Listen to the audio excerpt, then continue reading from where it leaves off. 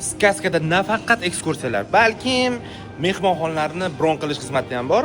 Ushbu xizmatni biz tur agentstvalarga demak taklif qilamiz va ko'p hamkorlarimiz bizdan mehmonxonalarni ham bron qilishadi.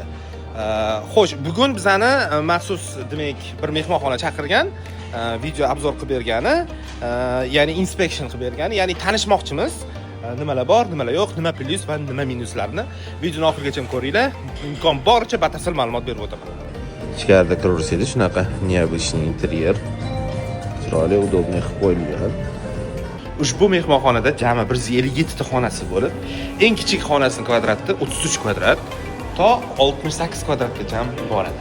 Asosiy fishkasi ushbu mehmonxonani bu yerda zavtraklari halol. Nafaqat zavtraklari, restoranlari ham halol ekan. Halol konsepsiyada ishlaydi.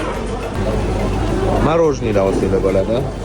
Zavtrakka har xil, mana traditsional tayskiyda bu yerda menyuda har kuni har xil ovqatlar ko'rib turganinglardek. Eng muhimi barchasi halol. Mana isboti halol sertifikatiga ega. Kursida bo'ladi. Kofe mashinalari ham bor. Bu yerda har xil turdagi mevalar, har xil turdagi sharbatlar va konditorlik burchagi ham bor. Mehmonxona hududida shunaqa bagilar bor, bemalol. Ushbu bagilardan bepul foydalaniladi. Shunaqa bagilardan asosiy binodan ikkinchi binoga kelsanglar ham bo'ladi. Standartli xona, sea view, ya'ni dengizga qaragan xonasi obzor qilamiz. Bu yerda shunaqa akkuratli sanuzel, barcha kerakli anjomlar bor. Dushovoy. Aytgancha bu yerda ikkita xonani connected room qilsa ham bo'ladi. Misol, farzandlaringiz bilan siz, bittasida farzandlaringiz, bu yerda o'zingiz. Shunaqa katta, akkuratli king size kravat.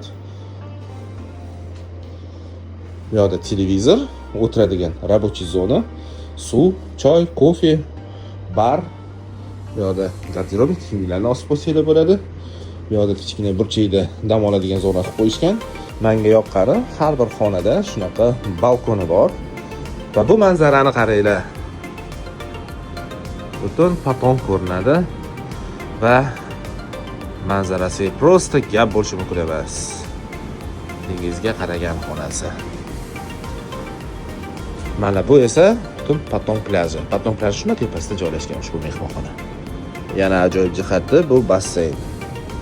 Bunaqa joy katta emas, no o'zgacha razmerga ega bo'lgan basseyncha va yosh bolalar uchun ham alohida qilib qo'yilgan.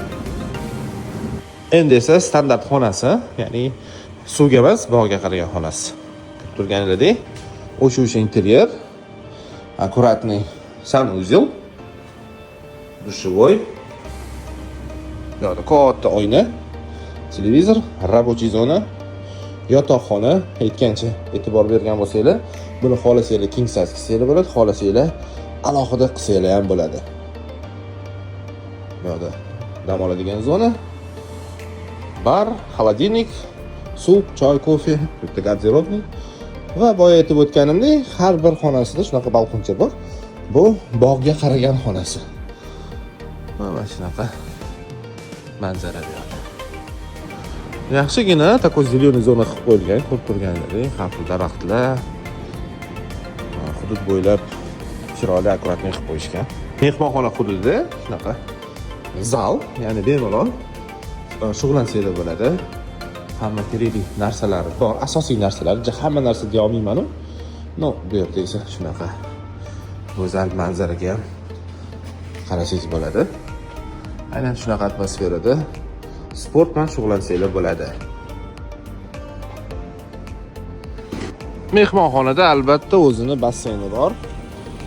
Bunaqa kichkina deb aytolmayman, o'ziga yarasha razmerga ega. Bu kattalar uchun albatta lijaklardan foydalansa bo'ladi. Bu yerda demak sochiq, hamma narsalar bor. Va bolajonlar uchun esa bu yerda kichkinagina alohida basseyncha qilib qo'yilgan. Boya aytganimdek, bu ikkinchi binosi, bu esa asosiy binosi. Ushbu mehmonxonada ikkita bino mavjud. Asosiy demak xonalar ko'pligi bo'yicha aynan shu binoga tegishli. Bu yerda asosan administratsiya va O'sha zavtrak qiladigan joylar, restoranlar aynan shu yerda. Manzara bo'yicha menga yoqqan joyi bu mana shu yerda. Binolar orasida shunaqa peshkom yursanglar, shunaqa go'zal atmosfera, go'zal manzaraga ega bo'lasizlar. Ajoyibligini qaranglar. Boya aytib o'tganimdek, obedda va ujinda ovqatlansanglar bo'ladi deganim, mana ko'rib turganingizdek, halol sertifikatiga ega, barcha ovqatlari halol. Ya'ni ushbu mehmonxonada qolsanglar, obed ujinga halol ovqat yesanglar bo'ladi bu yerda. Mana mabodo narx-navolarni ham qo'yib qo'yibman ko'rishinglar uchun. Juda ham ko'p ovqat turlari va pul jihatidan ja unaqa qimmat deb aytolmayman, sababi ko'chada qanaqa bo'lsa xuddi shunaqa katta farq ko'rmadim. Kofe ishqibozlariga yerda shuni kafe. Kofesini ichib ko'rdim. Sifati yaxshi. Bemalol safar ko'kil olsangiz bo'ladi. Tozalik bo'yicha, akkuratlik bo'yicha gapirishib qilamiz. Men esa o'zimga breakfast qilib oldim. Kofe, sok, hozir meva-cheva ham olib kelishadi. Xullas, bizga yoqimli ishtaha. Sizga esa Phuket kelganingizda aynan shu mehmonxonada qolishni tavsiya qilib qolaman. Va mana men yaxshi ko'rgan mevalarni ham olib kelishdi. Maza. Andaman Beach Hotel. Shaxsan o'zimga ushbu mehmonxona juda ham yoqdi. 4 yulduzli mehmonxona ekan. Men uchun muhim bo'lgan narsa, demak, bu yerda zavtraklari halol.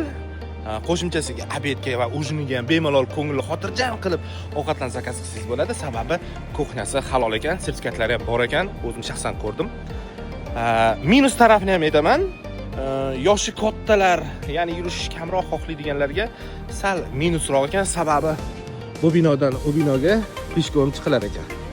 Yoshi kattalar bo'lsa sal charchab qolishadi, lekin yoshlarga, oilaviy kelganlarga juda ham zo'r.